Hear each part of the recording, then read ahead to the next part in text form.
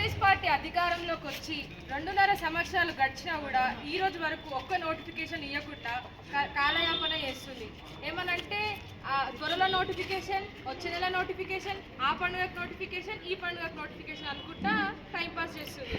So మేము ఏం చేస్తున్నామంటే మార్చి 13న మిలియన్ మార్చ్ అనే ఒక ప్రోగ్రామ్ని తలబెట్టినాం తెలంగాణ నిరుద్యోగ జేఏసీ ఆధ్వర్యంలో.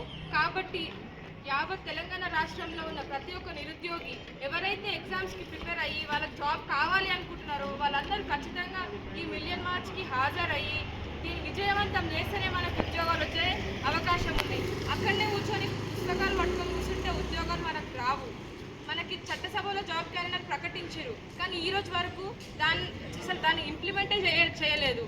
అసలు జాబ్ క్యాలెండర్ ఊసే లేకుండా పోయింది. ఈరోజు రాహుల్ గాంధీ వచ్చిండు, అప్పుడేమో వచ్చి ఓట్లు వేయించుకుండు, ఇప్పుడు వచ్చి ఆయన పనులు చేసుకొని పార్టీ పనులు చేసుకొని వెళ్ళిపోతున్నాడు. అంటే ఇప్పుడు కాంగ్రెస్ పార్టీ అధినేతలు కానీ ఇప్పుడు తెలంగాణ రాష్ట్రంలో పరిపాలిస్తున్న కాంగ్రెస్ పార్టీ ముఖ్యమంత్రి రేవంత్ రెడ్డి కానీ ఎవ్వరు కూడా మన సమస్యని పట్టించుకుంటలేరు.